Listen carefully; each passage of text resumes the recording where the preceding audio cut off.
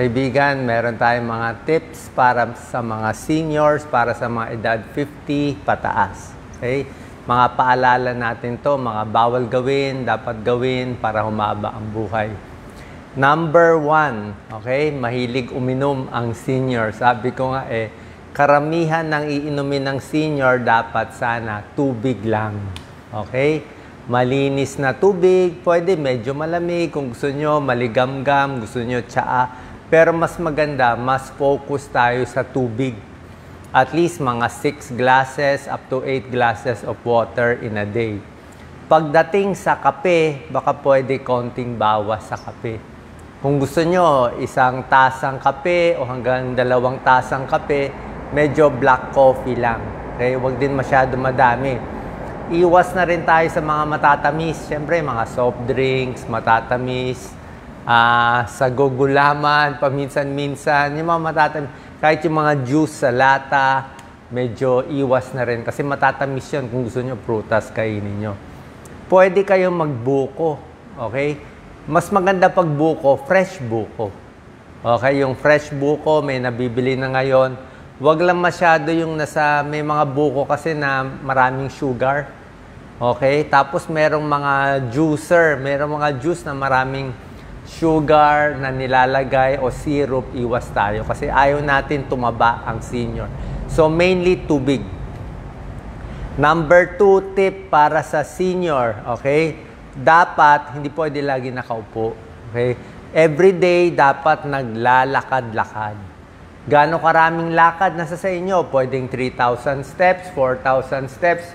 Pero maganda, yung lakad ng senior, dapat medyo nakahati sa buong araw. So, umaga, lakad konti. Tapos, pwede pahinga, pwede tulog, di ba? Tapos, sa hapon, lakad konti. Tapos, sa gabi, lakad konti. So, hinahati-hati natin yung exercise nyo throughout the day. Okay?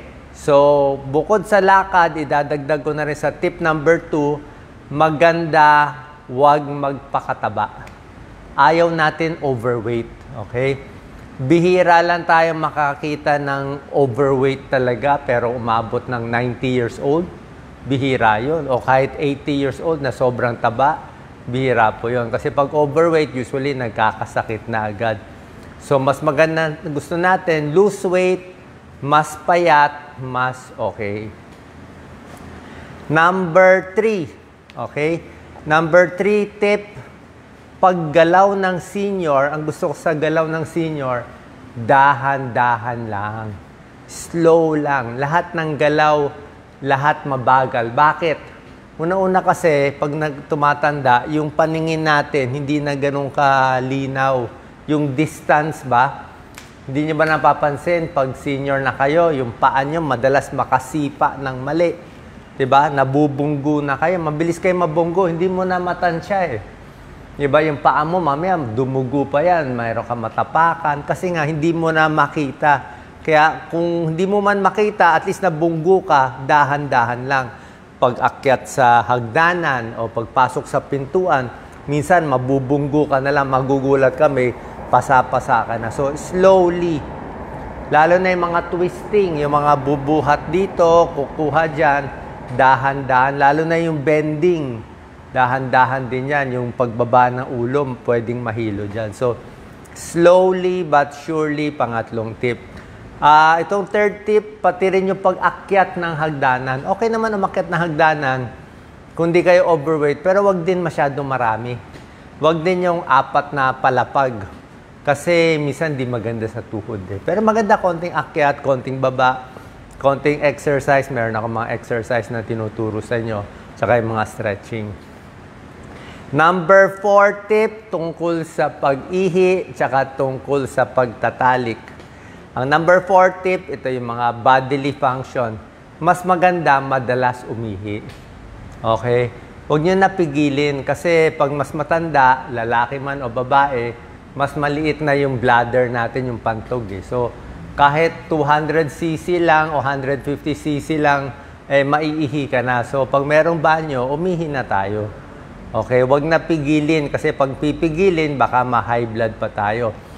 Alam ko, medyo nakakahiya tong tip ko, pero sa mga senior, pwede mag-diaper. Okay? Marami nabibilin diaper dyan, hindi naman nakakahiya. Unang-una, hindi naman nila makikita. Hindi naman nila malalaman naka-diaper ka o hindi. Minsan, naipit ka sa bus o sa sasakyan, hindi mo mapigilan, di ba? O sa kotse na traffic, hindi mo masabi. So, wala namang masama. Actually, may isang advantage pa yung diaper. Yung diaper kasi, total, wala naman makakakita niyan eh. Makapal siya, di ba? Makapal yung diaper. Usually, ganito yung kakapal, yung mga extra large. Pag nahulog ka, yung puwet mo kahit papano may kutsyon. Eh. May kutsyon siya sa diaper. So, pwedeng di mabali yung hips mo pag nahulog ka kasi para siyang kutsyon. Eh. So, wag nyo lang papaalam na may diaper kayo. Pero hindi nakakahiya. Lalo na kung long trip, at least hindi kayo ma-stress. So, yan ang 4 tips. Number 4 tip. Sa pagtatalik, pag senior, usually masirap na talaga eh. So, kung kailan na lang kaya, o kung gusto nyo, companionship na lang dun sa asawa ninyo, mag-ingat lang yung mga lalaking mahilig sa mga hindi sa misis nila, baka ma-heart attack kayo. Maraming may ganyang kaso. Number 5 tip, pampahaba ng buhay, and ang mga iwasan. Number 5, iwas sa food poisoning. Maraming pagkain, pag senior na, medyo hindi mo na kaya kainin kumpara noon. Ano? Number 5 tip, yung sa mga hilaw, yung mga kilawin. Iwas na tayo sa kilawin. Yung mga sushi, sashimi, iwas na tayo sa mga hilaw. O yung mga karne, yung mga steak na may dugo, huwag na tayo mag-try noon. Kasi maraming mga may mga bulate, may mga bakterya, baka matsambahan pa tayo. Kahit sa itlog, di ba masarap yung itlog na malasado, soft-boiled egg.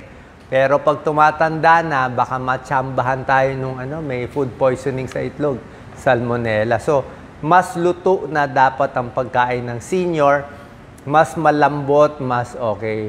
Huwag na yung mga hilaw na matitigas, o lalo na yung mga junk food na hindi naman okay.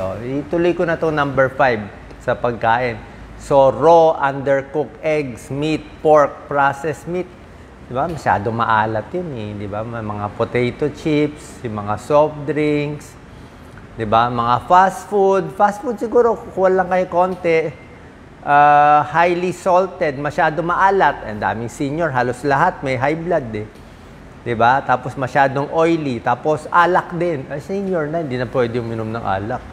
Diba? Kasi may edad na, wala na tayong balance eh. Inom pa ng alak. Diba? So, iwas na lang. Wala naman masama. Alak, sigarilyo, iwas na rin. So, yan na number 5, iwas food poisoning. Tapos, pagkain sa restaurant, piliin nyo yung medyo safe. Diba? Kasi misa sa restaurant, lalo na pag walang kumakain, baka luma na yung pagkain, baka kahapon pa yung tinapay, di ba? Hindi mo masabi. O dapat maraming tao at sure ka ligtas yung kinakainan mo. Kundi sa bahay na lang kumain. Number 6 tip para sa senior, pampahaba ng buhay. Ito maganda itong number 6. Huwag magre-retiro. Never retire, do not retire. Kahit tapos ka na sa trabaho mo, 60 years old, 65 ka na, umalis ka na sa trabaho mo, huwag ka magre-retire sa buhay. Ibig sabihin, pwede ka pa rin mag-aral, pwede ka pa rin mag-project, o kahit doon sa trabaho mo, minsan, baka pwedeng kahit allowance lang, o kahit wala kang sweldo, maganda may ginagawa. Hindi pwede hindi gumagana yung utak natin. So, yung utak ng senior, oras na mawalan ng laman yung utak, nag-retire ka sa trabaho, wala kang kausap sa bahay, ang bilis makaulyanin yan. Niwala kayo. Napakabilis maulyanin yan. Ang paggamit ng utak at pagkausap sa tao, para siyang exercise. Para siyang hangin. Kailangan mo ang hangin para makahinga. Kailangan mo tubig para mabuhay. Kailangan mo rin may kausap na tao para mabuhay. Kailangan may iniisip kang maayos.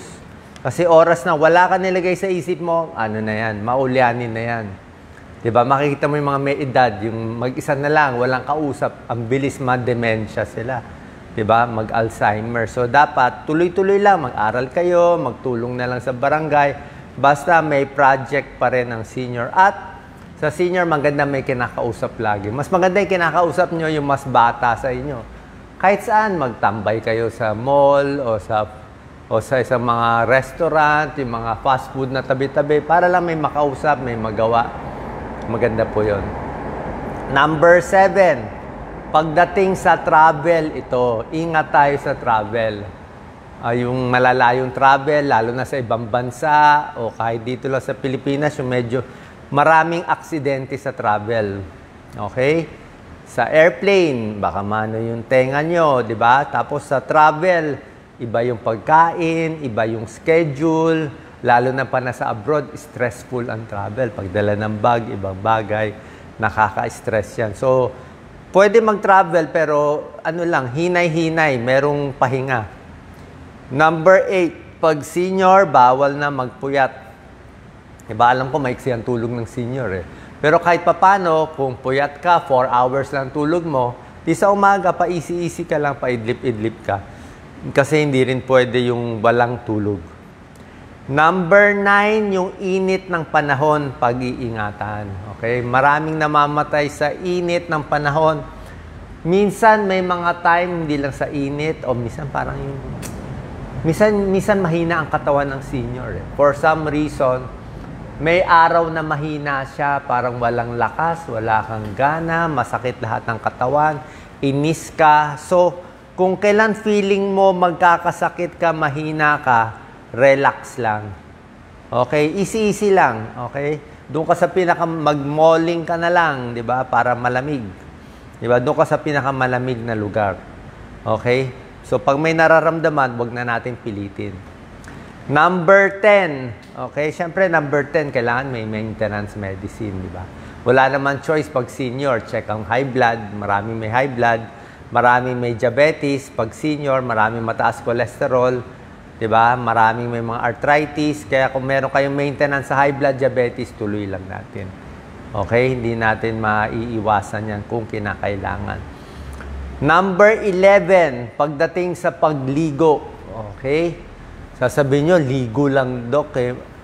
Pag bata ka, ang baliwala maligo. Kahit maligo ka 3 beses. Pero pag senior ka, kayo po mag-comment. Di ba, pag senior, medyo hirap na maligo. Di ba? Ako, pag naliligo, dapat may sili akong plastic. Kasi mahirap, paano ka maglilinis ng paa mo. Tapos nakabalance ka, isang paa, baka matumba ka eh. Hindi ba? Kayo sa banyo, hindi ba ilang beses muntik-muntikan na kayo madulas? Ang dami nangyayari niyan. Sobra daming senior bumabagsak sa banyo, nabali ang paa, nabali ang hips, tumama yung ulo sa bato, dumugo yung ulo. Very common yan kasi nga wala nang balance ang senior. Kaya dapat may silya, pagligo, dahan-dahan kasi mas hapo. Diba? Dati, magbabalde ka, baliwala eh. Eh, ngayon, yung CR natin, ang init-init. Walang hangin, wala pang tubig, kulang sa tubig. Tapos, mag-iigib ka, magbubuhos ka, nakakapagod po yun. Pwede ma-heart attack, kaya easy-easy lang. Okay? Maligam-gam na tubig, tamang-tama lang, pahinga. Dapat nga may hangin eh. Okay? Number 12, last tip para sa senior, ingat na sa mga matinding emosyon. Okay? Big decision. Anong emosyon? Yung sobrang galit, sobrang inis, sobrang pagwawala. Kung bata pa kayo, okay lang magsisisigaw-sigaw, di ba? Di ba yung mga bata, masarap mag-sigaw-sigaw, gusto makipag-away sa ibang tao. Sigawan, walang problema. Pero tingnan mo, pag senior na sila, tapos sumisigaw, delikado. Maraming senior, pag sumigaw, doon na i-stroke, doon na heart attack. Kasi nga, hindi na ganun kaganda ang ugat ng arteries ang senior. Pag bata tayo, yung arteries natin parang goma siya. Kumbaga sa goma, malambot ang goma. Kahit sumigaw ka, bubuka-buka lang yung ugat mo, walang problema. Pero pag senior ka, ang ugat natin marupok na eh. Marupok, hindi na siya nag-expand. So, pag nagalit ka, tumaas blood pressure mo, puputok to. Pag pumutok, stroke. Diba? Kita mga senior, pag na-high blood, hilo agad. Diba? Hilo, bagsak na agad. Kasi nga may edad na eh. hindi na ganun kalakas yung katawan. Kumbaga sa marupok na yung katawan. Okay, so ito yung 12 simple tips ng senior. Very important yan, konting lakad, easy lang, maganda may kinakausap. Mental health, physical health, pagdarasal, importante din. Tapos yung mga sakit-sakit sa katawan, lahat. Ingat din pala sa mga gamot. Okay, pag senior na, huwag basta-basta iinom ng gamot, huwag basta-basta iinom ng supplement kasi mabilis tayo iba reaction ng tiyan pag senior Mabilis magsuka, mabilis mahilo, mabilis mag-ulcer, magdugo ang tiyan, lalo na kung may masakit sa katawan. So, lose weight, exercise, konting lakad-lakad para at least makaayos tayo. And magra-rubber shoes. Ilagay ko rin dito. Maganda rin may rubber shoes. Pagdating sa vitamins, any vitamin is okay, pero sa akin, kain na lang kayo ng healthy. Gulay, prutas, konti. Yun, tsaka konti-konti na lang pala pagkain ng senior. Ang senior, wala nang only rice. Wala nang 2 cups of rice. Wala na isang potato chips na inuubos. Ano na lang pag senior, konti-konti nila. Medyo lugaw-lugaw na lang ang dating. Kasi nga yung tiyan natin humihina rin. So, konti-konti, mas madalas, tulungan natin digestion natin, lakad-lakad. Okay lang po yan. Hahaba ang buhay natin. God bless po. Share po natin sa ating parents at sa mga seniors. Thank you po.